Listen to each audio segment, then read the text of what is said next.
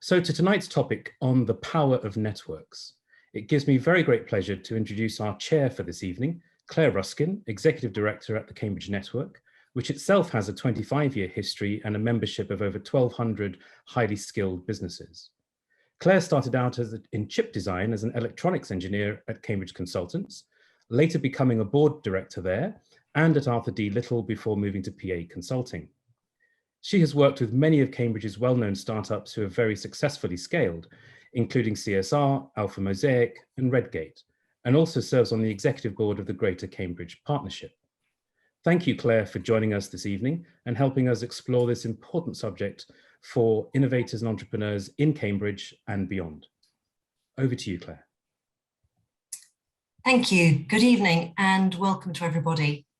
So our agenda for today has 50 minutes or so with panel members speaking in turn on networking topics we think you will find interesting.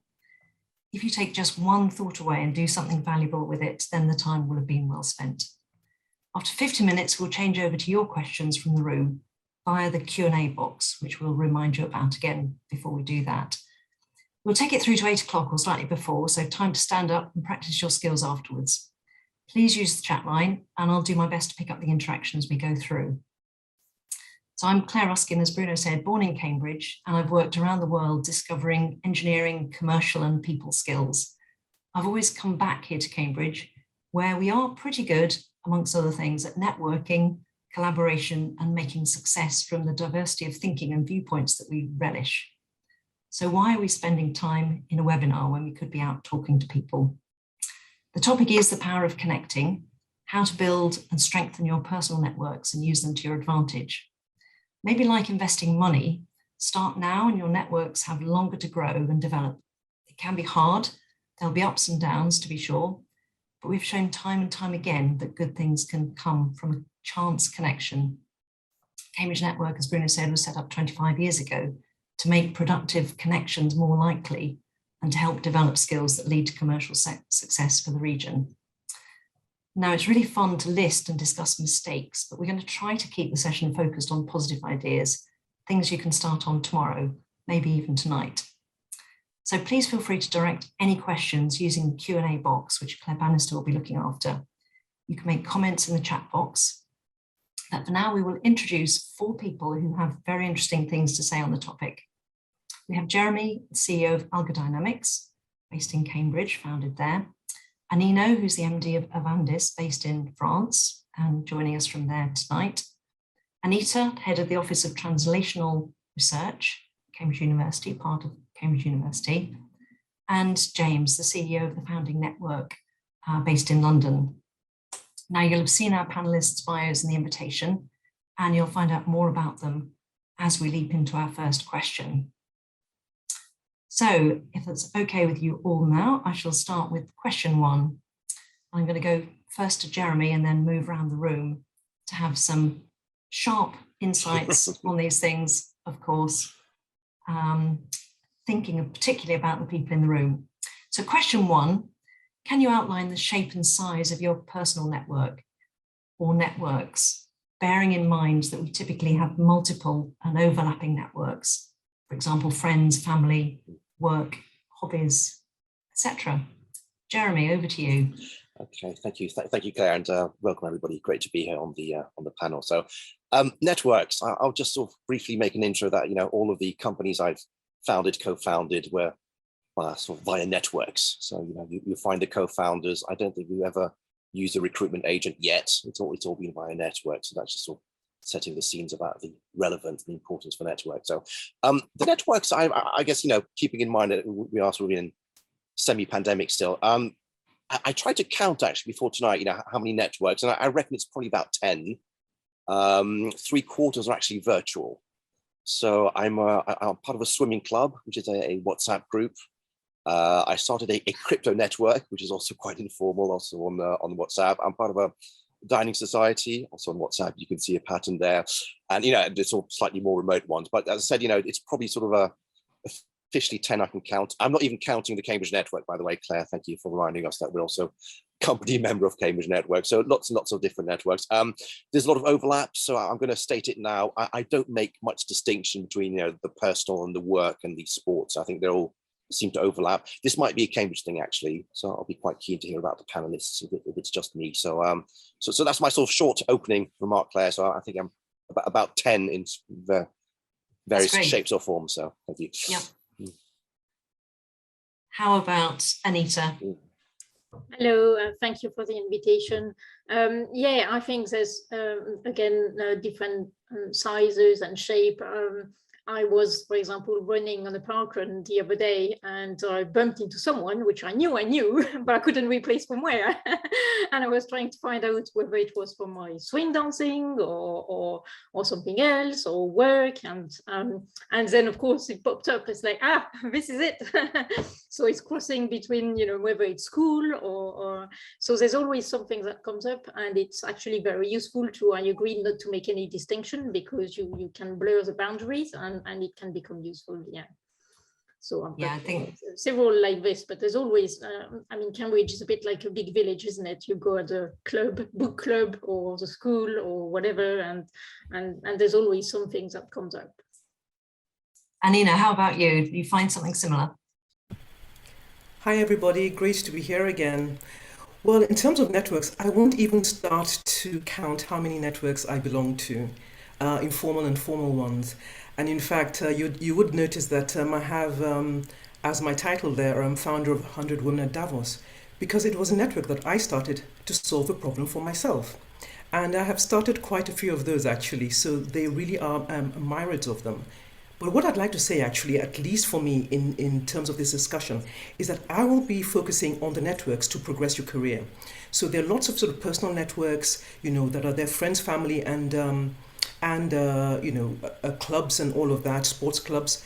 And of course, there's an overlap, as previous panelists have said. But I'll be looking at those that will help you specifically to progress your career. sorry. Domestic office, sorry. The cat organisation there, Jeremy.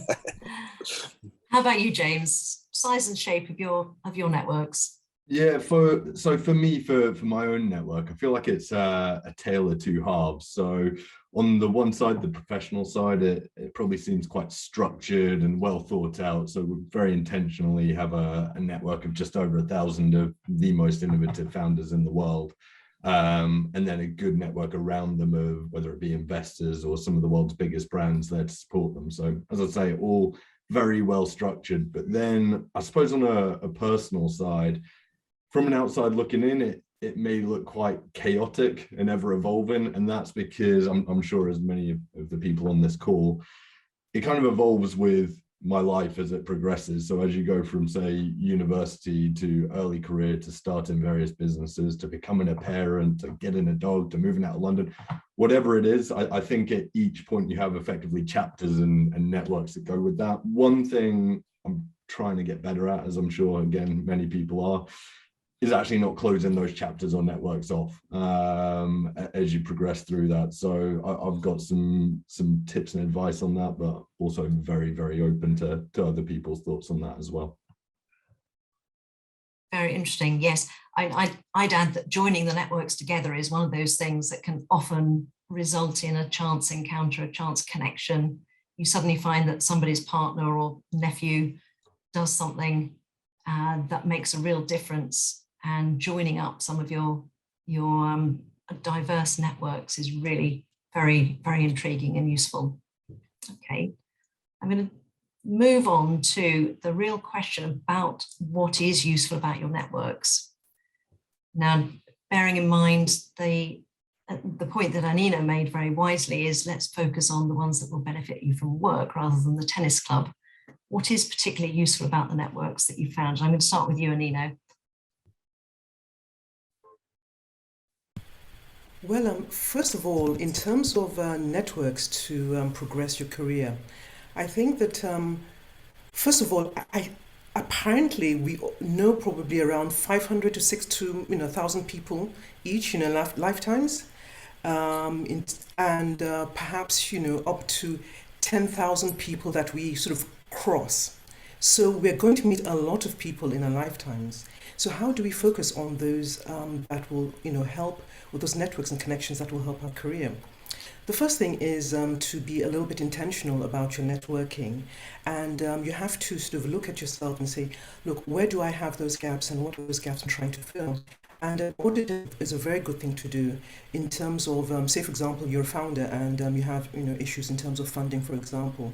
Then you're looking at networks that have people who have expertise in funding. Or it could just be that as a founder, you're feeling lonely, right? No one to share problems with, to discuss with. Then you're looking for a community that has founders from diverse industries.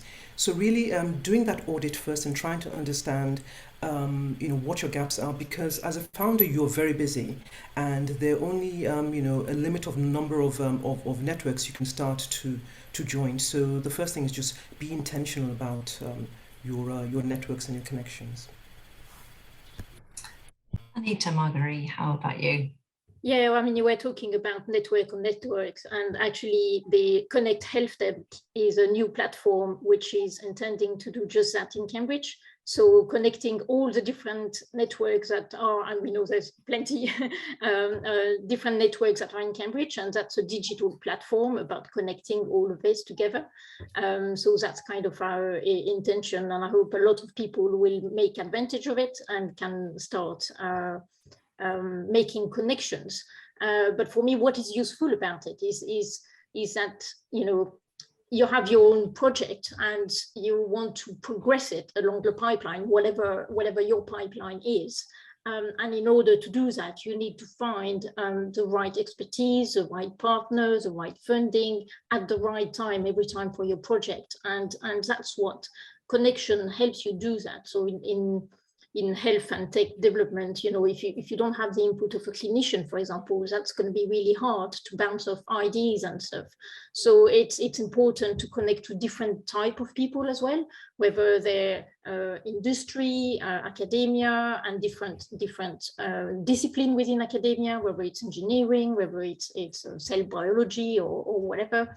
And having the different input that way. And it's very nice to have input from different kind of people, and that's where the network can be really useful. Thank you. James, how about you? Yeah, so I look at this in a slightly different way. So I think how my network can be of use to me and vice versa sort of goes hand in hand. So for me personally, having that network of investors, founders, and global brands, they're all in it to help each other. So the way I get real use from that is, one, I'm running my own business, so I can go to them and sort of eat my own dog food, if you like, with that and get the advice truly from them. But at the same time, actually, you can spot business opportunities within that, as we've done at the Founded Network, to make commercial sense, as well as doing it day by day to progress in other areas of your life. So for me, it's about finding the right people to go in that. So for us, and what I always look for is looking for people that are willing to give to the network that you're creating as much as they want to take away. And for me, each individual should do the same. Thanks, James. Jeremy? Not too much to add, actually, but I'll just emphasize the serendipity element, which I think one of our panelists has already said it basically. So then ironically, I think, I know this is counterintuitive, maybe you should not be too focused, because I think somebody mentioned the swimming club or the tennis club, swimming club in my case. It's amazing what happens there, and it's definitely not swimming, I can tell you that. It's anything but swimming. So it's a bit of it's an awkward answer, actually. So you should focus on, absolutely have a plan, focus, be clear about what you want to achieve, but don't be too focused about where you think you'll achieve it. Because I think, as I say, the power of serendipity is just amazing. And quite frankly, it's by going to different networks, going to sort of completely different areas, get out of your comfort zone, which I think is by far much more interesting for yourself personally, and then for opportunities. So there we go, a bit of a mismatch of an answer. So, keep it random, stay focused and keep it random. There we go, that's why. I agree with you entirely. No, Jeremy, I agree with you on that. I actually have had in my past at least 2 different lives. One, which was quite a secret life, being a partner winning business for a consulting group, for example, and similarly with Cambridge Consultants before that, where my aim was actually to win business. Let's be frank about it. I was wanting to succeed with projects by selling them to people who needed what we could offer to them, and then actually delivering them successfully. So absolutely vital to have the network to win the business, because you needed to bring people in at the right point to win the business, and then again to deliver it if you couldn't bring in the right. So I by good networking, I actually won a £500 million project once, which I was quite pleased about, until I was then told that I also had to deliver it and won it. So I needed a far bigger team of people to collaborate with at that point. So that was quite an interesting one. And then, of course, the networking job, the Cambridge Network CEO, is all about being public, being out there, making connections for other people. So much less about commercial success for me and my business, but actually making connections so that other people could go and form companies, find the right CTO, find the right finance director, whatever it was, to try and build other people's businesses. So the two completely different things, but both with a very distinct purpose. And also the floating around in the swimming and eating part. Can I throw one quickly, actually, before we move on to the next one? You know, the events I've started, the networks I've started, I mean, I would never actually start it for pure sales biz dev. It's not the way to do it. It shows up immediately, you know, because I think, James, you made the point, you know, start it because you want to be part of a community, because you want to give, basically. But if you make it too blatantly obvious it's a sales network, forget it, right? No, I was making it very blatantly obvious because the relationship was with the client, and that wasn't okay. Well, that's pretty straightforward then. The network was bringing in the other people to make sure that we'd got all the aspects of the commercial proposition lined up. So very focused, very, very commercial, very targeted. So you can do both. One is very ethereal. Yeah. Anyway, from... Can I add to this, actually? Both the points that James and Jeremy made, I think are very important. I think the example you gave obviously was quite specific, but for entrepreneurs, especially new founders here, now we are very much aware of, you know, sort of the importance of financial capital and human capital, but building social capital is really very important. Yeah, and you need to start from the very beginning. And as James said, it is relationship driven and not transactional, as in it's what you put in that you get out of it. So there's this thing of reciprocity, but it happens over time. So you have to be ready to invest in your networks for some time, and not necessarily feeling that, you know, you will get immediately. Because what happens is that where you'll get the return from, or the person you'll get that return from, is very often not the person you thought you would, as Jeremy said. So start early, invest like mad, right? And the results will come, but it might take time. Just be a bit intentional about it. Yeah, non-transactional. Thank you. I'll keep quiet now, Claire. So I'm messing up your program. Well, no, not at all. Totally agree with you, Anino. As in, it's not going to be, you know, giving something. It's not going to be the same person giving you back. It's going to go around, isn't it? And so it's whatever you give to one person, you will get another way, and that's thanks to your network coming back to you as well. So that's a very good point. I'm looking at it from having 40 odd years of looking backwards now, and thinking, having built up the network from very early stage, then when you come to the crunch of actually needing somebody, you know where to go to, and you can find somebody within that wider network. So everything you're saying is absolutely true. There may then come a point where there's a real crunch where you actually need to go out and reach for the people that you need in there. I think you've all learned a lot from doing this from an early stage in your careers, I would suggest. Has it been a natural thing to do? And what have you learned? So how do you recommend building a useful network? Let's start with James. Yeah, so for me, I'm a big believer that in many walks of life, particularly starting a business, a founder, for instance, just can't be an expert in every part of their own business. And I think that's true for so many parts of life. So I think it's up to us all independently to actually then go out and create a network that truly is an expert in every part of what we're looking to achieve. So for me, we have to be looking closely at diversity. And by that, I'm not talking biological or surface diversity or whatever you'd like to call it, but I'm talking diversity in terms of thoughts, experience, expertise. So again, no matter how niche your challenge or problem is, you know who to go to for that. I think that's really important. And then the other part of it, and we touched on it in the conversation just there, is actually within that building real meaningful relationships. So I suppose a pet peeve of mine, and a word I'm not the biggest fan of, is networking. So when I think of networking, as many people do, and it's probably why a lot of people are scared off from it, is you think of a huge room with a load of people that spend a minute with each other at a time, throw business cards around and never speak again. So for me, and I think it comes back to your point, you have to do it with real intention. So whether it's actually being in those rooms and spending more time with fewer people, or finding yourself in situations where you can build these meaningful relationships, it's truly getting to know people in the room, but then making sure that we follow up with them afterwards, and perhaps more importantly, follow through with any promises we've made. If we've said we'll make an introduction, if you've said you'll send that bit of information over, whatever it is, that is how you get it off on the right foot. If they don't hear from you for weeks, or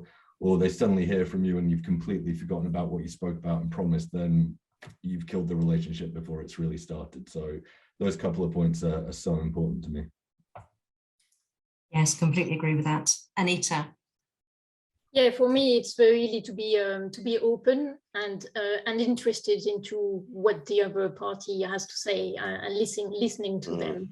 Because if you don't look interested, if you are not interested, the relationship is not going to establish. So being open into what other people are doing, what they might bring to you, but you may not need it now. But just knowing what they're doing is the key to, I think, to build your network. And also, of course, now we have different platforms, LinkedIn, whatever platform you're using.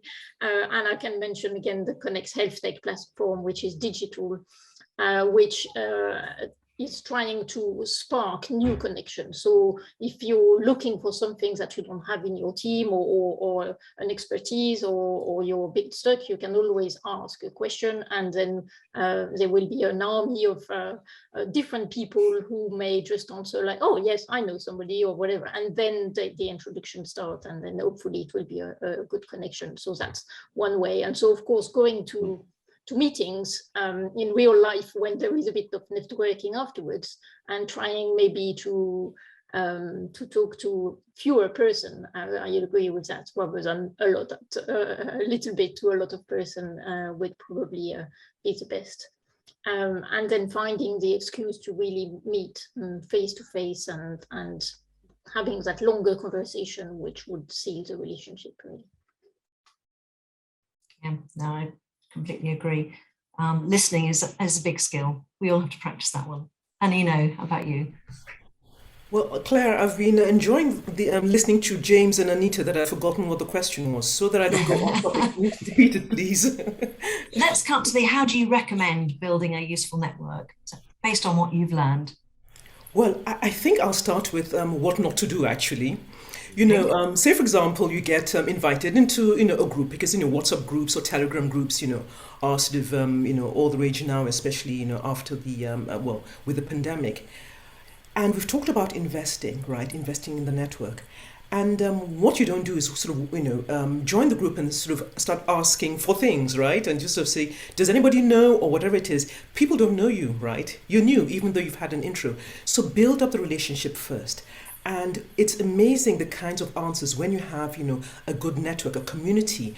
You ask a question and you'd be amazed at the amount of resources that you can get from that network. So spend that time, and you will get, get the results back. So that's the first thing, invest and then wait for the results to come in. The other thing is, really do have a look at some of the networks and communities that you belong to that you haven't really made an effort, to participate in. For example, it could be your alumni group or some association or whatever, and try and see, right, if you can start, building connections. Founders are busy. There's a lot you can do online and offline. And one tip I'll give right now, so that I don't forget, is if you haven't heard about it, if you haven't joined it, try Lunch Club. Lunch Club is really great. You get paired with people who share the same interests and artificial intelligence. using artificial intelligence. For me, I use it for for founders. And one of the most amazing connections that I made actually was a female founder, and actually I did invite her onto my panel on Enterprise Tuesday a few months ago. But subsequent to our discussion, she raised, I think it was $20 million, right, for her in seed funding. So you can meet the most amazing people on Lunch Club who are ready to help you, willing to spend time with you, and it's just 30 minutes. And you have a lot to give as well. Thank you. Jeremy, wow. How do you recommend building a useful network? I'm a big fan of digital, actually. I think, it's not, doesn't mean we shouldn't go face to face, obviously, if there is opportunity, but I think digital can be much more efficient. So I'm a big fan of that. Other than that, I mean, start your own. I'm a big fan of that. I've started a few already, so I'd go with that one. And I think Anino made the point about, give, essentially, not non-transactional, because if you're there just for a quick transaction type thing, forget it. You're not building any meaningful relationships, right? I think so. That's my sort of 2 bits, go digital and give. I think that's my 2 takeaways for this one. So we may be focusing in on networks that are a thing as opposed to the wider, broader meaning of the word. So networking with a small n, not a particular function or a particular club. In building your network through life, how do you go about that, Jeremy? Whoa. Well, actually, let me do another Anino on everybody. Let me tell you how not to do it. This was a few years ago. This was back during my studies, PhDs, ages and ages ago. So I think it was actually a Cambridge Network event, Claire. This was before you were running, obviously, and it did not go well. It was a bit of a disaster, actually, because you always get this with physical networking events if you're familiar with it. There's usually a group of people, and they're all talking to each other. And it's actually very difficult to break in. So I think that didn't go well. The subsequent events went a bit better. So how do you go about? I think it's just practice. It's as simple as that. And it sounds a bit like sort of self-obvious now that I state it, basically. But you need to go out there. You need to join these WhatsApp groups, these Telegram groups. Occasionally there's a face-to-face event. So just do it. Learn from your mistakes. And it's it's a process. It's not a destination. So I think that's my sort of short and sweet one. Practice. That's my. So that sounds like how to break into the group, which is actually a tough one, actually. So I don't know if people can talk about this. There might be a session, but in these physical events, actually, because people are usually a bit shy and they don't know what happens, so they stick together in a group basically, and it becomes really difficult to sort of break it up, actually. So I don't know, Claire, you're running Cambridge Network. Maybe you've got a solution for that. Yes. Obvious tip for that is to be the person who is the best friend in the room, is to be the one in the cluster of people who then opens out welcomes you in. Yeah. So when you are now in a position of being very into a lot of the networks and a lot of the people, Jeremy, you're in every room that I go to pretty much. Scary, isn't it? Yes. Then just be the one who actually opens up the circle and welcomes the new person in. And that way you'll make 3 friends at least. Any other good tips on how everybody feels awkward when they go into the room? None of us don't feel awkward even now after 40 years of it. Yes, actually, I do have one. For people like Jeremy who are real extroverts, it's all perfect, right? I was not an extrovert. Trust me. I did a PhD in quantum mechanics. I was not an extrovert. So just take my word for it. Okay, fine. One thing I certainly do is, as an introvert, I do my research before I get to wherever it is I'm going to, right? And sort of read up on some people. Interesting. So that's one thing that I do. And actually, what I do is actually with digital, Jeremy, digital is just fantastic. Yeah. I actually connect before the event and say, hi, I see you going to this event. I will be. By the time you sent out 10 of those, I mean, you're bound to find 2 or 3 people, that you will meet. And, I had quite a funny experience once. I built a network, which is the Africa Women CEOs Network. And we were at a conference in, where was this? In Brussels, in Amsterdam, actually. And, a group of women who were speaking at this conference, it was Euromoney, I think, or something. And we all got together, African women got together, CEOs, founders, and we were speaking and we took a picture. At that point, I realized that the 4 women that I was with were in my network, right, on LinkedIn, and I'd only met one of them, and the others hadn't met each other. I mean, it was fantastic. You can imagine the conversations, right? So if you are an introvert, build your own network. They're not very difficult to do. maybe worth briefly covering LinkedIn, actually, or maybe you can wait for the Q&A, because that's a whole different art, actually. But LinkedIn's very powerful, very powerful. So. Yes, LinkedIn is a whole. So let's just stick on the physical at the moment, since we've walked into this physical party. We've got another good suggestion in the chat, which is just be bold and walk up to people and say, may I join you? The other one I often use is you're standing at an event and there are two people from the same company, or even worse, from the host company. So you're at something hosted by company X, they're all standing talking to each other. The obvious thing to do is go and break them up and say, you shouldn't be talking to each other, and just, introduce yourself to them and say, you can talk to each other again tomorrow when you're back in the office, but let's all talk. It is about being bolder than you feel comfortable being, and making some of these new connections. The other tip I would always give is to find a way of very nicely disengaging from people, because you're trying to work a lot of the room potentially, or at least to have a target of 10 people that you want to connect with that evening. So you can't be up a corner with one person unless there's something very productive coming from that. Any other thoughts? James, you're sitting there quietly at the moment.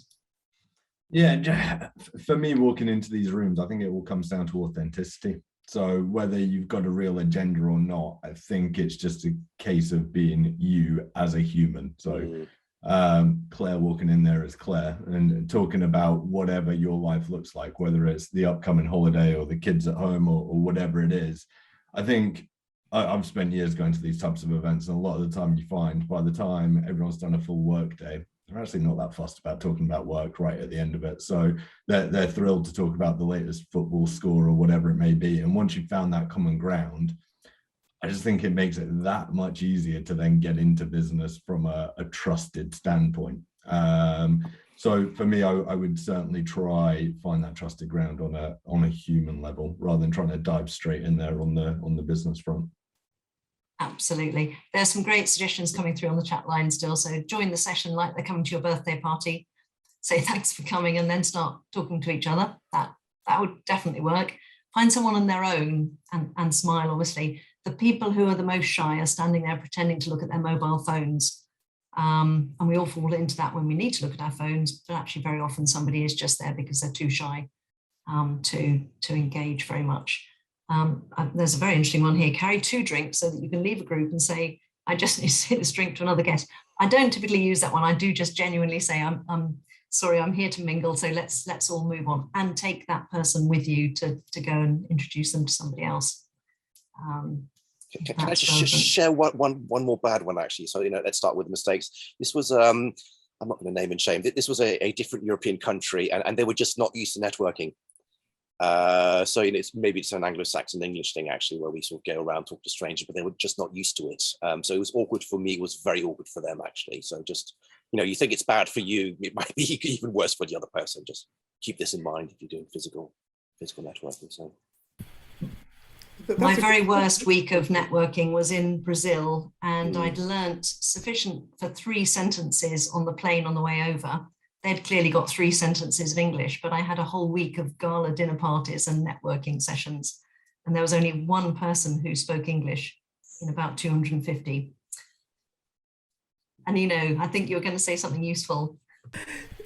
I'm not sure, actually. But the thing is, we're talking again, speaking about, going to a place, or going to an event or a conference or whatever it is. But, for those of us, who are a bit more introverted, yes, we all go to conferences, I speak a lot of them. But, a lot of networking can be done also differently as well. Because if you are an introvert, the likelihood is that you're a sort of person who sort of thinks a lot, rationalizes a lot, a bit illogical in the way you do things, right? And we mentioned it, and we can't emphasize it, enough, which is LinkedIn. Go on to LinkedIn, find a few people. I've met, so many people where we have had constructive business relationships, right? And in fact, to the extent that there was one person who I got to know through the crisis, through the pandemic, and we met after 2 years. And we didn't even realize that we hadn't actually met. We're meeting for the first time, right? And we'd done so many things. I can't even describe how many things we had done together, in that time, all digitally, right? From investing to speaking at events, to all kinds of networks. So the thing is, you can do a lot actually, not just in terms of in-person or in terms of a big conference or an event. Yes, there's another way as well is using people that we call connectors or facilitators, depending on where you are. And there are actually quite a lot of them, and they're really eager to put you in touch with the right person. So in a university, people like us at the Office for Translational Research, there's a lot of people called Knowledge Exchange Network, which will help you to find the right academics or the right people within the university, or again, the right clinician. And this can be really powerful, because then they take they can hold your hand and then find the right person to or the right expertise, or they know somebody who knows. And so that's always very useful. So that's another way to build your network. And it can be really powerful as well. And I think we don't always see that way. So it's making use of the connections that are there to help you and to support you, your support office. And there are specific people who have that as a role, Anita, don't they? So finding those out, particularly when you're addressing any university, actually, there are usually those people. Exactly. And navigating the university can be really complex and tricky, and not only for finding an academic, but for moving your way through all the administration and everything, and that can be tricky as well. And where is the right place? So we can help out for that. There's a whole army of people there that can help, and it doesn't matter where you go, which door you knock at. It's just we'll find a way behind the doors. We're all connected, and we can tell you which way to go. Yeah, that's good. Going back to the digital, James, do you use digital connections?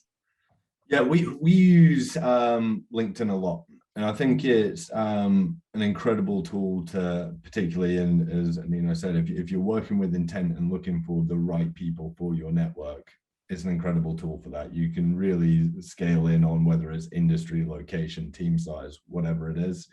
But pretty much you've got to look at, everyone has that digital footprint. So even if you're looking again at founders, you can find out exactly how much a founder has raised and from who. And so beyond LinkedIn in the traditional sense, you can really get a sense of who's out there. And the other point with that is, once you're online, no one is out of reach. So, and a lot of the time it's a numbers game, and it's a case of not being afraid to contact someone. So a great example would be, we were looking for speakers for a certain event, and I was watching a documentary, which at the time, a couple of years ago, was the biggest documentary on Netflix at the time. And I just started thinking, wouldn't it be great if we got the host of this documentary to speak for us? So while watching it, put some time into finding an email address, shot off an email thinking we'll probably never hear back. And I got an email back from him before the documentary finished, and we set up a call the next day. So it's very, very doable. I think, as I say, it's a bit of a numbers game doing that, but I think go for the big names. You've got nothing to lose. Working digitally is free, so make use of that. I agree. I've asked some very big names to speak, and they are usually delighted. It is surprising how people will get back to you. But I think it's easier on that point, actually, James, in the digital era, because it's 10, 20 minutes of their time. In the old days, they had to sort of commute to the conference, and the chance of them saying yes is probably zero. Now you can do 2, 3, 4 events per day type thing, right? So I think the the other thing is they can do 2, 3, 4, 5 touch points is the other thing. So you can translate that to a physical relationship pretty quickly by having that email exchange, then setting up a Zoom call, then maybe they speak to you at a webinar, and 6 months later you say, actually, we've got something in person, and suddenly they've seen the quality of the stuff that you do already. They've built up that relationship and feel like they know you. So I feel like you can progress relationships pretty quickly virtually. So whether it's for someone to speak or just a bigger name to be part of your network, or whatever it is, I think so many people are just scared off by whether it's a big brand name or a big public figure name, that they actually don't get as many inbound messages as you might think. They don't. I agree. When you're using tools like LinkedIn, which I think all of you on the panel use LinkedIn extensively, do you decide whether it's your address book, because 60% of your contacts might move on every year or every 5 years? Is it your boasting book, how many contacts and connections you've got? or do you use it as your book of recommendations? If you're actually linked with somebody on LinkedIn, does that mean you know them and you have met them and could vouch for them? Jeremy. Wow. Okay. Do I get all the heavy ones? Can I get the impression? I get all this. You're on the top left of my screen. Top left on the screen. That's not a good place to be, is it? So, I'm going to say not any of the three actually. The way I use LinkedIn, which is more sort of day-to-day biz dev, actually, it's just creating those touch points that James was talking about. So occasionally I have some small videos on LinkedIn explaining what we do type thing, commenting original material. So it's just providing that content from a personal perspective, because it's credibility. It's a bit like entering that room or something else. You need to create credibility. Why would somebody accept my connection, my LinkedIn request, if they don't know me? Because they'll probably look at my profile and say, okay, this Jeremy guy, he's doing something basically. So as a source of credibility, that's how I would see LinkedIn. The number of contacts or connections, I think that adds bits. That doesn't mean very much. It's more of a sort of, it's the I'm trying to think what's the analog here? What's the analogy? It's standing on a podium, I guess. That's what it is, isn't it, in the old world? So that's how the way I view it. It's partly standing on a podium. It is partly an address book, but also, do you say yes to the 20 people a day who ask to connect with you who you've never heard of?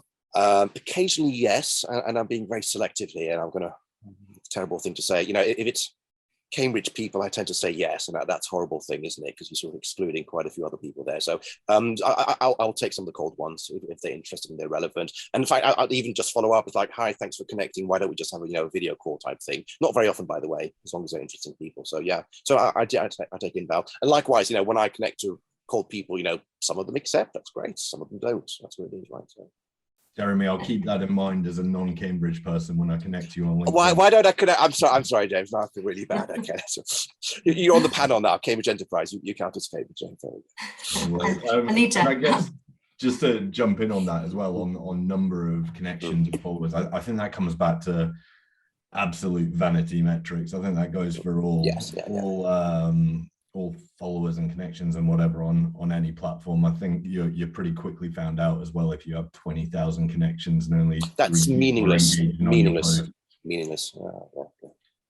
Yeah. Anita, how about you? I'm a bit more old-fashioned. I tend to accept invitation only if I've interacted with a person. So if you guys, ask me for LinkedIn, oh yes, we talked, I've seen you, fine, But people that haven't seen, whether it's through a screen or for real, I usually tend not to, unless we've interacted by email or some sort of other interaction. But if there hasn't been any interaction, and the problem, I guess, is where somebody is in the audience there and I haven't got a clue who they are and they just ask me, usually I say no because I don't know them and I don't know what background they have or whatever. So that's usually I'm not inclined to accept persons like this, but whoever I spoke to, whether on the phone, whether through the screen or for real, then yeah, no problem. And then it, like you said, it's very useful for people who keep moving, right? And then you still have them, and that's a way to do it. And for the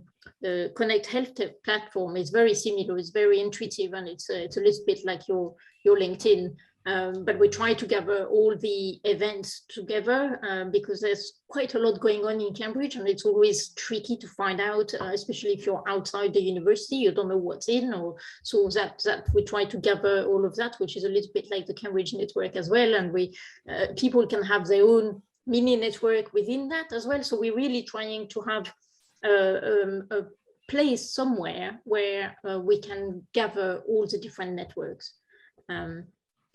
On it. So you better post the link, Anita. You better post the link to your digital platform. You better promote it here. There we go. You've got good audience there. Sounds good. Yes, good audience listening here. Anina, how about you? I think my case is actually quite different. I think on LinkedIn you have to be clear about what it is you're trying to achieve. So, for example, I started out, with connections, people that I do know, and many top leaders do that, where they only connect with people who they know. That works, so it's almost a one-on-one relationship. But then again, if in my situation, for example, I share a lot of thought leadership pieces, right? And so there has to be an audience, right? And so do I know most people who I'm connected with? Honestly, no. It's just not possible with that number to know most of them, right? So, for example, I was speaking last week, and after that event, people reached out to me to connect with me because they're reading what I'm writing. So it depends on the reason why you're on LinkedIn and what you're trying to achieve. And in my case, I think that the service I provide is very people oriented, right? I deal with people rather than products, so it works. So just be clear about what it is you're doing on LinkedIn, and then create your strategy for connection from there. Thank you. That sounds like, now we're starting to get some questions through, which we're going to turn to in 10 minutes or so. And so I do encourage everyone in the audience to post some questions up onto the Q&A box there.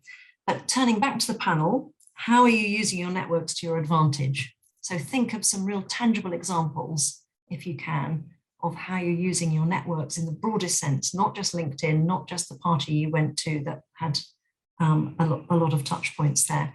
How are you using it to your advantage?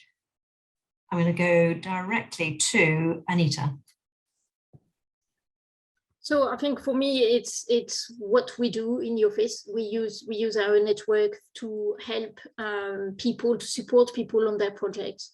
So it's really reaching out. If we don't have the person, we look for it for the person, the expertise, for the company, whatever it is. So we use it all the time, and when we have connections, when we want to showcase something, we'll take our closest connections and say, oh, okay, surely this one will help us out because we have a good connection, so we can do something for us, and then they can do something coming back to it.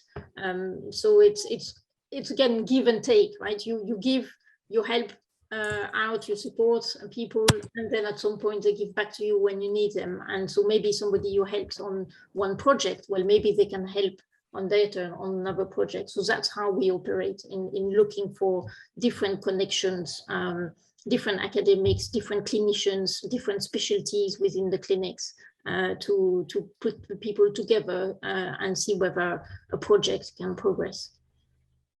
So that is very intentional, and you go out with an agenda and need to fix the parts of the jigsaw puzzle that you're looking for. Yeah. That's good. James, how about you? Yeah, so I suppose I'm really fortunate and perhaps in slightly a unique position that actually my network has created a business, in that we help those in the network day to day. So for me, a couple of things we use those in the network mostly for is to actually build out the network. So people are always more than happy to make introductions to like-minded people. So again, I think it's a case of not being shy to ask for those introductions.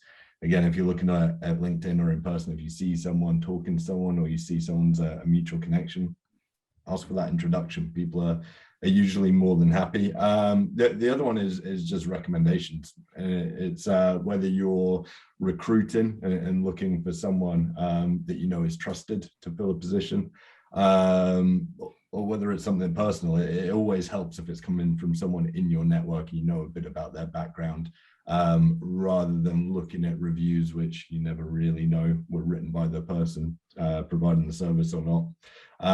So for me, those are the two biggest things: to continue building your network and also the recommendation side of things. Yeah, indeed, credibility. Anino. Two of the networks I built had to do with solving the lonely at the top issue for leaders, for CEOs and for founders, and which is a problem that I had, and I thought, rather than complain about it, let's do something about it. And so what I found for me is that in terms of the what you get from those networks, in fact, I have an article out in Forbes, which I wrote as a result of that. There's just so many things. I mean, the obvious one is just getting information. The other is sort of problem solving, the sort of creativity, sort of banding about ideas with other people, testing out ideas, recommendations. So just everything, you know, that you need, you can get through networks, especially as a founder or an entrepreneur. You might, unless your business is very big, you don't really have, you know, a big team of executives. But even if you have a big team of executives, right, CEOs are lonely at the top, which is my research actually, which I'm doing at Cambridge right now. And so it helps to alleviate that sort of loneliness, because you have, you know, you have a peer group really to exchange ideas with and to help you solve problems really. Thank you, Anino. Jeremy. Probably just sort of, you know, reiterating what the other panelists have said, really, you know, sort of the networks there in terms of, you know, resourcing, finding the right people, and just, you know, outright business development, right? Let's be clear about this. You know, my day job is technical sales all of the time. I think the other point too, I think one of the panelists made it, you know, just don't be shy. Ask for introductions. You know, you're probably at 1 degree away from most people you need to be in, so just reach out there. And then, you know, worst that can happen is, sorry, you know, a quick no. So I think, you know, absolutely everything to gain. So just, you know, one-on-one messaging, you know, I need some help. Or I've got some entrepreneurs, colleagues who are just being even more blunt, actually, just, you know, public message saying, hi, I'm looking for a video marketing editor. I'm looking for this actually. So just, you know, ask. People are usually quite happy to help. So, and I think that's part of your business, isn't it, James? And you know, it's like, you know, it's what it is, right? People are usually happy to do that. So yeah, I think everyone's happy to do it. Yeah. And one of the biggest things of it is it's not just introductions and recommendations, but it's actually helping you to avoid pitfalls as well. So just explaining your own situation a little bit, you can scale, if you're a business owner, scale as efficiently as possible by avoiding those and getting advice from people that have been there and done that. So, again, it comes back to that diversity of network. Then if you've got that, no matter how niche your problem is, you'll know someone that has been through that before and can give you the very practical advice to make changes to your own business the next day. Okay, so just wrapping up on that one. So how are we using our networks to our advantage? It is partly about spreading the word with other people and making sure that they know what we are looking for in terms of the breadth of our whole network. It's partly that we're trying to connect other people. So very often there's huge satisfaction from joining a new director of engineering into a company that was looking for something. It's partly about recommending and being recommended things. It's partly a platform on which you're standing and spreading some thought leadership, and therefore helping the world be a better place, to shortcut all the thinking of how it might help.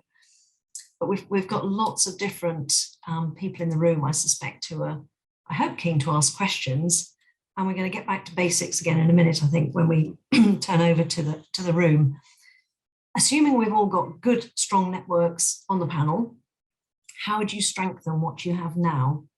So maybe to keep it to 3 points where you talk about what you would strengthen from the network that you have now, assuming that you want to use it for another 10 years.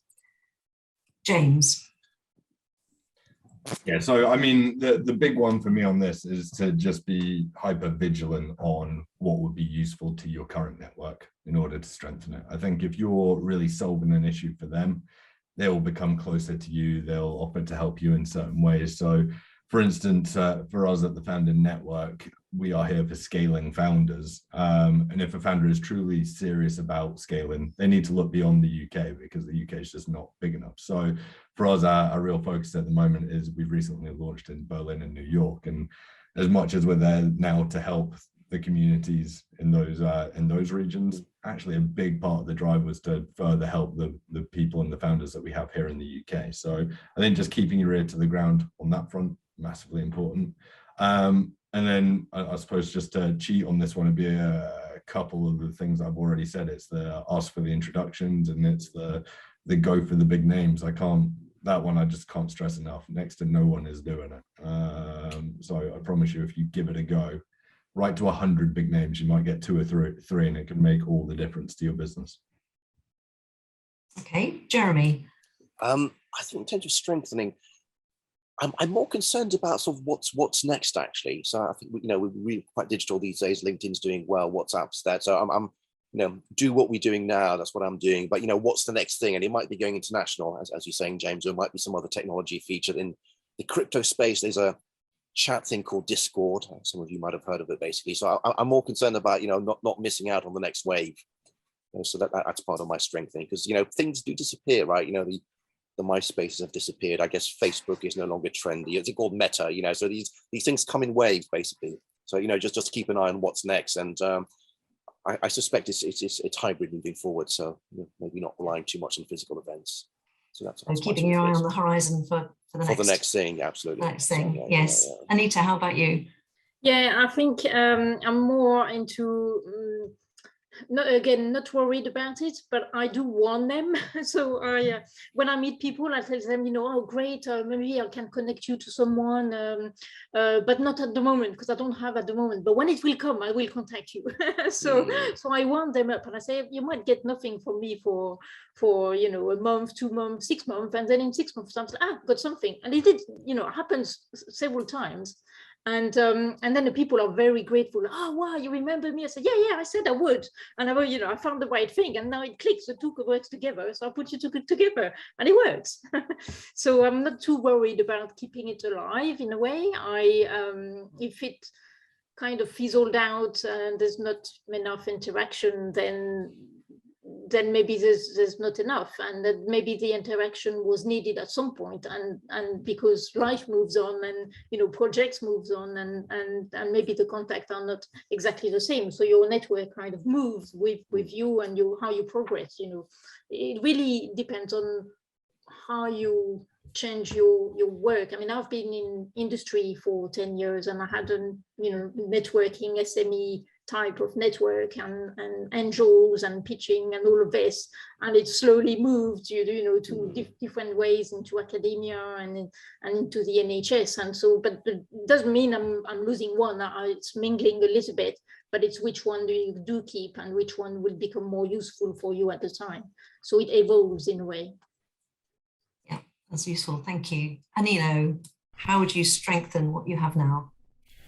Well, your network is about all the sort of people and contacts that you have, but I think more and more what we're finding is that communities are becoming really important, and I think that communities can sort of accelerate that sort of your progress in terms of whatever it is you need. You can imagine trying to ask one person about something, information just one person is totally different if you have a whole group to ask, right? But I think that moving onwards, one thing that I think that I need to get better at doing is that I'm not sure whether we should be worried about the sort of social, professional or social media platforms or digital platforms disappearing. Should we be worried about them? Perhaps, maybe, Facebook and what happens to LinkedIn. But think about it, if all of that collapses, what then happens? So I think is to be more intentional about sort of keeping networks and contacts, properly in a proper secure database, having your direct links with them rather than relying on just, so you take it offline from the digital platform and have your personal CRM. So you have the email addresses and contact addresses, because sometimes you think you can contact the person on LinkedIn, and the next thing you don't have the person's email address, phone number, or anything, right? So I think that's one thing that I think I will do, is to be more intentional about building a personal CRM. And for others listening, I just say also try and build a personal board of advisors. It's important if you can. This sort of people, mentors, and people who can help you and give you advice on different things. It's very helpful for your growth.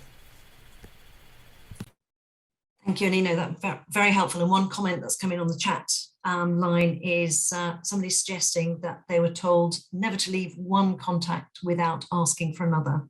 It works really well as the person who suggested the contact opens the next door, etc. So that's very useful. I am thinking that we now open to the room. And so there are some questions that have gone into the Q&A box. We will go through those. You can upvote questions so that if you think it's an important question, we will try to deal with that first. And we're going to run for about half an hour until just before 8. So I'm going to pick up a question that has been upvoted and therefore is the most popular with 2 votes.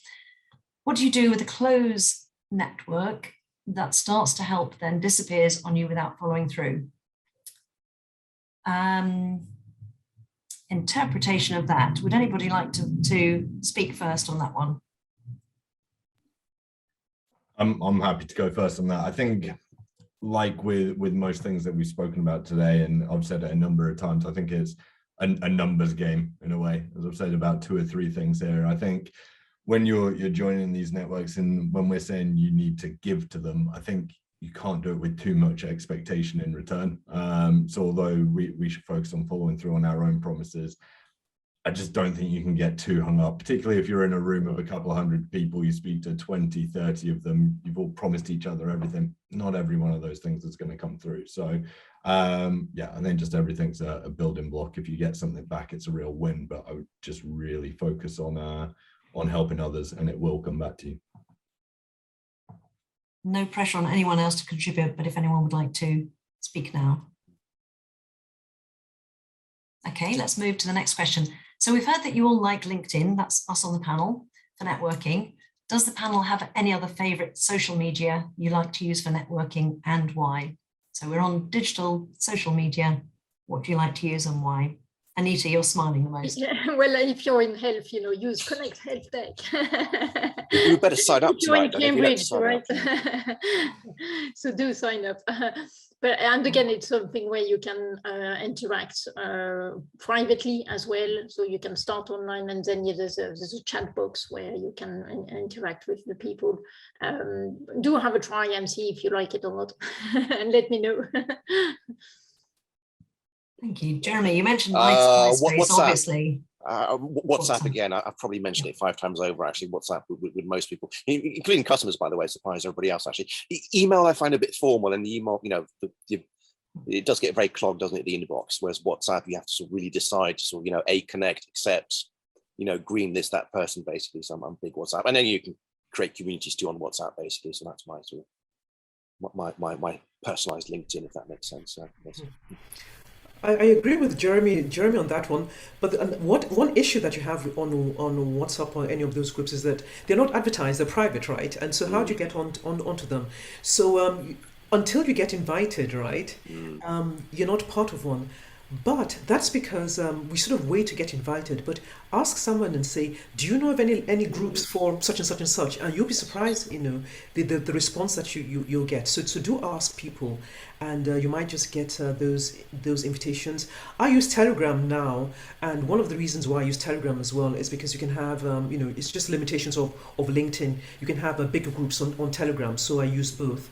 And yes, but those two are very good, and the kinds of interactions you get are actually quite good on those, and trying to getting to know people professionally as well. And I must say that with all of this, one thing that is good, especially if you do travel, is take those groups offline, right? People who you've met digitally.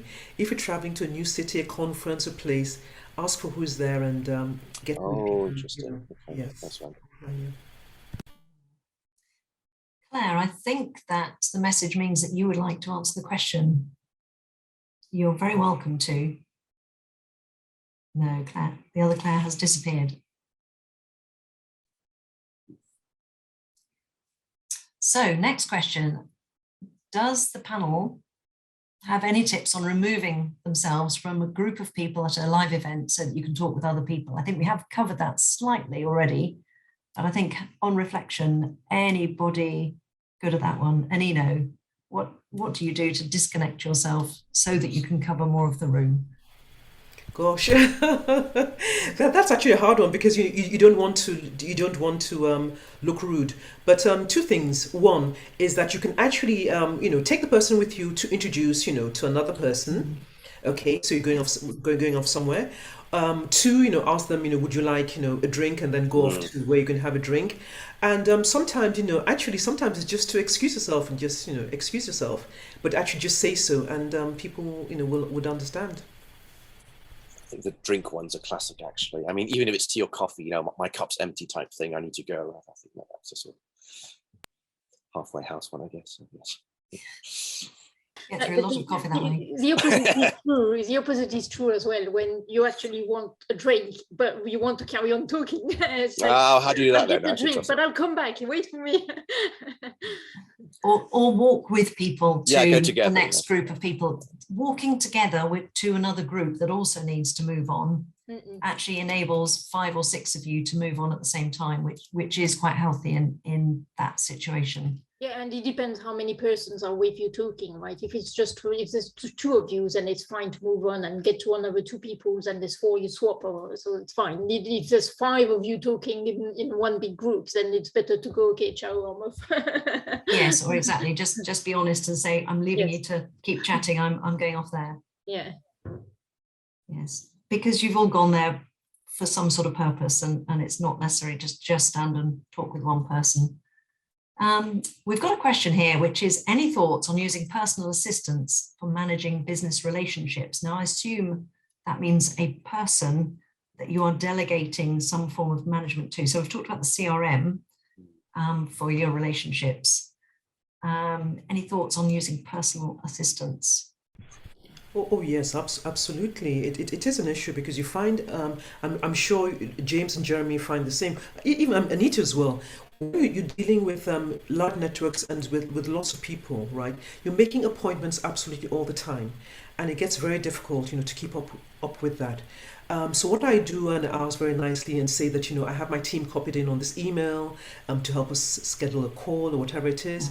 And some people are happy. Some people, if they have assistants, would then put and add in their assistant. Sometimes I'll say, do you have an assistant? And it works very well to keep things going, because I know that I might forget certain things. So actually say so that I stay on top of this. I don't lose out on the communication, and I've never had a problem really. I agree on the diary management, definitely, actually, but the relationship is a bit more difficult, obviously, to hand over, isn't it? So that's a bit of a grey line. On the diary thing too, actually, a little trick I've learned now from the pandemic stuff. Don't go backwards and forwards. Is it Thursday, Friday, 2 p.m. Just put something in the diary, be blunt. So, it's Friday, and, send the invite. Then the other person has to modify it. They can adapt it, basically. So just don't go for 2 p.m. Okay, just do it type thing. You'd be surprised, actually. Most of the time, they're actually free, so it's amazing. So one thing which is great is having a network of PA. So it's when you know all the PA, all the personal assistant from all the people, it's just like, great, you're going to get the appointment because you know their PA. And so that's actually great to have connection with the PA as well as with the people. So it depends on what level you're working, but when we need to have people that we need to have them in a room, we don't especially need to have the connection with them, then it's good to have the PA. I totally agree with Anita on that. And, if I'm connecting, with, a top leader, I immediately ask, for their assistant. And then you can communicate with that person. I totally agree, Anita. Yeah, I think it's about bringing them in at the right time as well, right? So if we're so focused on making meaningful relationships, you can't have a PA follow up with that person as the first touch point. You've got to send a very personalized email and get across that you would love to set up a coffee or a call or whatever, so connecting my PA to make this happen. So I think it's just about doing it in the right way. You see it as well with whether it be virtual assistants or things like Calendly, right? So used in the wrong way, it can seem like you're almost being fobbed off. And can almost seem rude, particularly if you get a Calendly link and it's to give you 15 minutes in the diary rather than a full hour or half hour or whatever it may be. So look, I think it's just case by case and bringing those things at the right time. But actually, I would follow up with an email to the person I was wanting to follow up with, and I would have found out who their PA was and copied them, because you're far more likely to get an answer efficiently if you have the PA copied as well. They are very vital people in the network. So really good question, actually. I think we've all had a go at answering that one, haven't we? Yes. So another question, is it always about expanding the network or sometimes about shrinking the network as well? I'm guessing that the thought behind this is you need to get deeper. We've talked about having deep and meaningful conversations, productive conversations, rather than just 20,000 conversations. Would anyone like to answer? Thank you. This one, apart from the answer being yes. I do occasionally disconnect from people on LinkedIn, actually. So it's quite rare, but I do disconnect when I don't see, when it's, well, let me not go into details, but yes, I do shrink sometimes. So that's my short and sweet one. So yes. Yeah. For me, there's no right or wrong answer to this. I think it's like everything in life. You have the sort of your inner circle around you, and that may be, I don't know what it might be, 20 people that you have very deep relationships with. That at the same time, that there's probably people that you only speak to once a year, but would actually drop everything to help you as well if it came to it. So in fact, one of the good bits of advice I got for this, for in fact not necessarily expanding your network, but deepening the outskirts of it, was to actually think about who you've not thanked in a while. So if you got something out of a connection and remember that connection was made by someone that you've not spoken to in a couple of years, is a good chance to get in touch with them and thank them for it. The last person I spoke to about this actually thanked their third grade teacher out in the US for helping them with the stutter, as they're now a public speaker full time. So I think there's a lot we can do to deepen the relationships at every touch point that we've already got. So for me, it's not always about expanding that network. Yeah, and again, the point about evolving depending on what you think you'll need, or what naturally you don't need anymore, kind of thing. But I think it evolves, and it's natural to evolve the way it will. I think I joined up to Facebook in the very, very early days, and I cut myself off pretty quickly from that because I was just unable to deflect all of the chat about cake and dogs and things that I just didn't have time for in the working day. So I've probably suffered from lack of friends for that, but that was one of the sacrifices to make, I think. With LinkedIn, I tend to keep, people are very interesting when they have evolved over 20 years of career. So it is very interesting to see what people are doing now. Next question. Do you think networking can help you fund a master's degree or MBA? And can networking be a platform for sponsorship? Well, Anino. yes, it can be, but I think you have to be very careful, because I'm sure all of us probably have had this sort of question. Somebody out of the blue comes to you and says, I've been accepted into such and such a university, I can't afford it, so of course you can't do that, right? You shouldn't do that. However, there's a lot of information, right, on funding possibilities, etc. So you can ask your networks not for them to fund it for you, but to ask them if they know of funding possibilities. A lot of it is information, and if you don't have that information, then you may be missing out. So ask people if they have information about it rather than ask them themselves.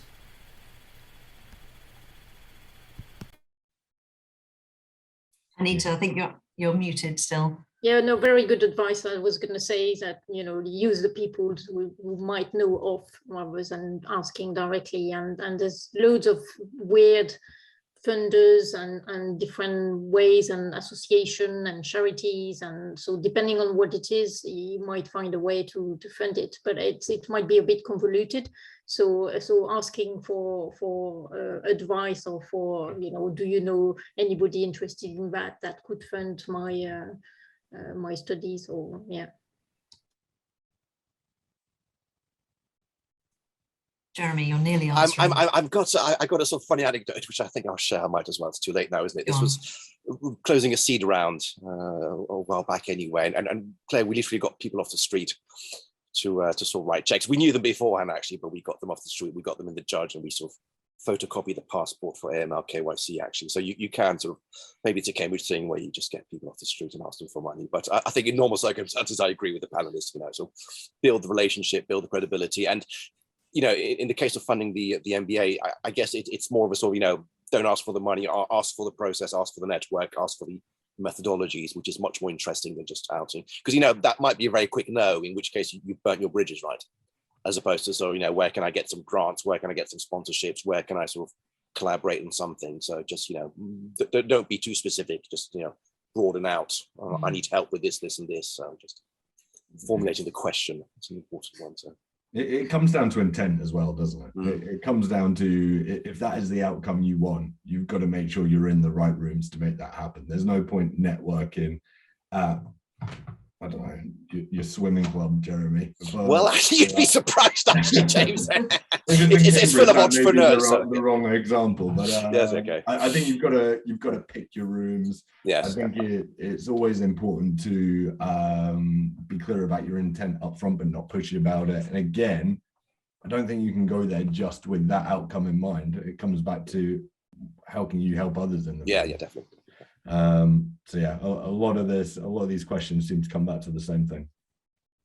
They do. And again, you can, just taking the other side of it, you can go into a room expecting to be funded for something. So Cambridge Angels, Syndicate Room, lots of organizations are specifically about networked funding of one sort or another, not typically for degrees, but for businesses. And they are very valuable. And the networking itself is a big part of that.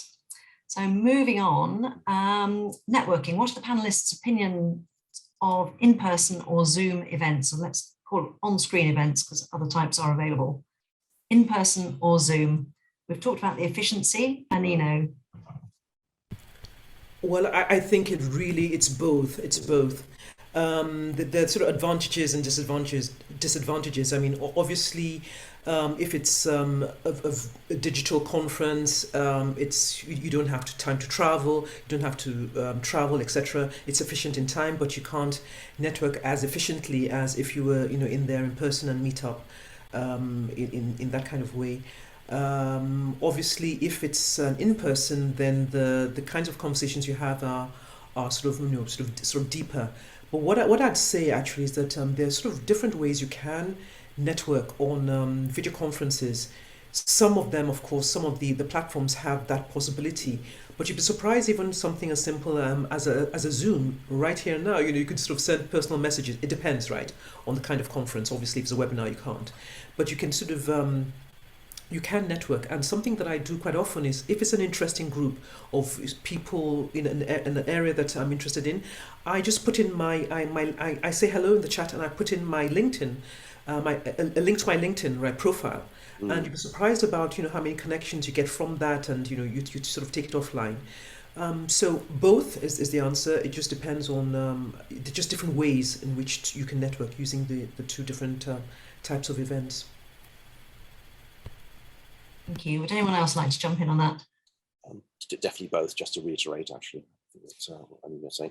And dare I say, actually, sometimes you do get sort of people sort of, demanding face-to-face and nothing happens, actually, which I think is definitely the wrong strategy. So I think the fact that our audience are online tonight, it's fine, actually. But, if a person only wants to see you face-to-face and need to travel half the world, well, maybe it's just not the right person. Just keep that in mind, right? So we have another question, and the answer to it is obviously which aspect you're looking for. So after COVID, I'm looking to get involved in more face-to-face networking around Cambridge. Are there any suggestions of any new interesting forums welcome? I know about Cambridge Network, Cambridge Wireless, Judge, etc. And I think the question, I know the person who has asked this because you've obviously been on to lots of Cambridge Network meetings. Question is, what are you particularly looking for, I think? But answers, given we won't get the answer to that question, answers from James is obviously your founding network, if this person were a founder. Yep, so for us, the bulk of our program is in London, Berlin, New York, but we actually still do plenty online as well. So we do virtual pitch nights, which again doesn't help with the face-to-face thing. But look, if you are willing to travel into London, then we're more than happy to welcome you around Cambridge. I am not the person to answer this one. Can I be cheeky and throw the question back, actually, to Phil? Actually, why does it have to be face-to-face? So maybe I'll leave it at that. So there's quite a few that are hybrid as well. So you can go, and go or not, but then it makes it, I guess, tricky to interact afterwards. I mean, if it's like a webinar, then you've got the webinar itself, but then interaction would be tricky because there are some people in a room that will interact differently. right? And so that's becoming a little bit, but you can have a look on Connect Health Tech for all the different events, and then you can choose the one you want. But I suppose it comes back to Claire's point, as in it depends on what it is. What is it that you're after? What's networking about? What is it? A specific subject? Is it to learn something different, or is it to meet interdisciplinary people? Is it to build something? Or, what the project is? Just so many questions. It depends. Yes, it definitely depends, and a lot of the networks actually have everybody else's sessions on their websites as well. So it's worth looking into the depths of the websites to find other events. I'm going to move on to, I'm preparing to start my own consultancy. I do need your advice on how to start networking with networks or influencers. And I think that's quite a good one to just wrap up some of our best tips. So maybe not for this particular purpose, but imagine you were 25, you were just starting out, and you have the technology and the face-to-face facilities that we have in 2022. What would you do to start your networking with networks or influencers? Anita. I would go to Cambridge Network next event. I would go to the Judge Business School, next face-to-face meeting, that there is. I will go as many places as possible to meet people where you can, one-to-one, but also meet different type of people. So again, depending on what area it is, if it's around, well, anything, it can be Cambridge ID space, for example, talking to the people, see what type of people they are around, what type of people who have established their consultancy before, so you can talk to them and see how have they done it. What it depends, consultancy about what, so talk to the people who might be clients. So I would go to as many places as possible to start with. Anino, what would you have done when you were 25 and starting to think about this? Well, what would I have done with what I now know, right? I think it's more of it.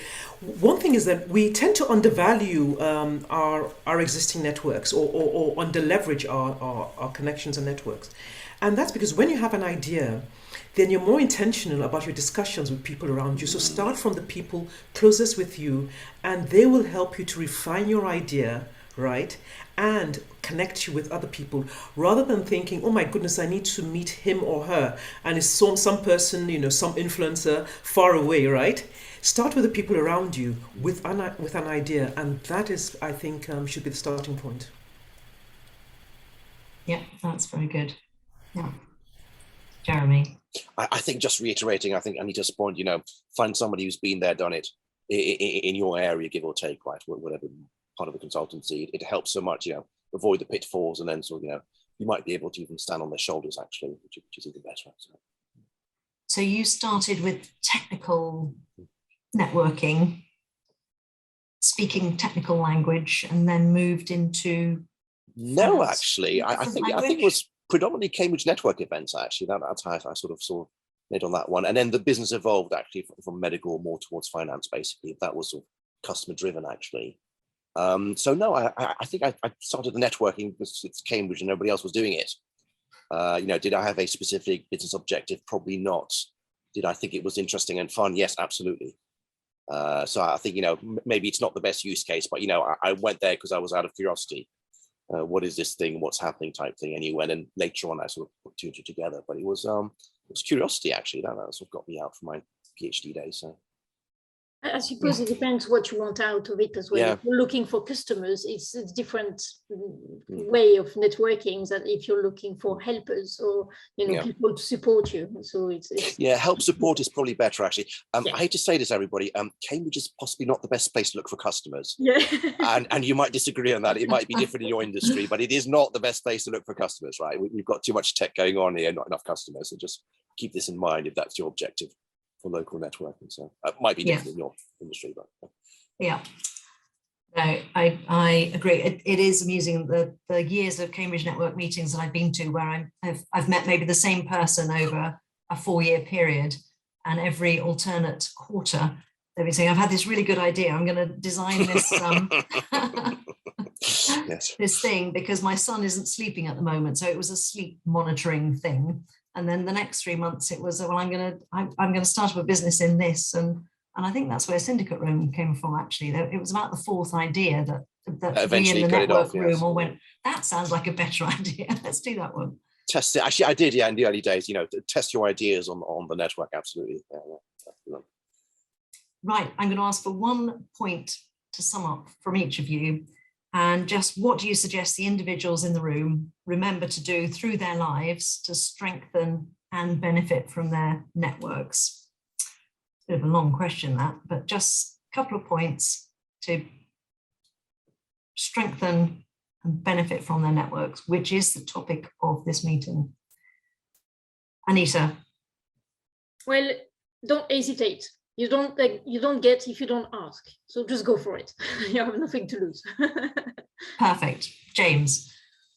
I'm going to steal a couple of points that others have said through this, and I think it's absolutely right. I think it's that living with intent, so figuring out what the outcome you want, and really make sure you're finding yourselves in those rooms with those people, but at the same time completely contradict that and just live with passion.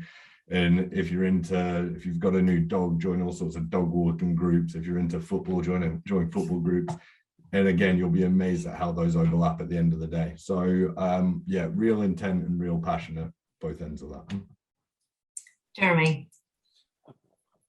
Difficult now to come up with something new, actually, in terms of all the discussions. Just reiterating. Was that quick question again? Sorry, Claire, about how to get the best of, yeah. A couple of tips, and they might be things we've covered already, just things you remember from today about how to strengthen and benefit from the network that they've got. I think just reiterating what Anita said, just ask, don't be shy type thing, and then you will fall over.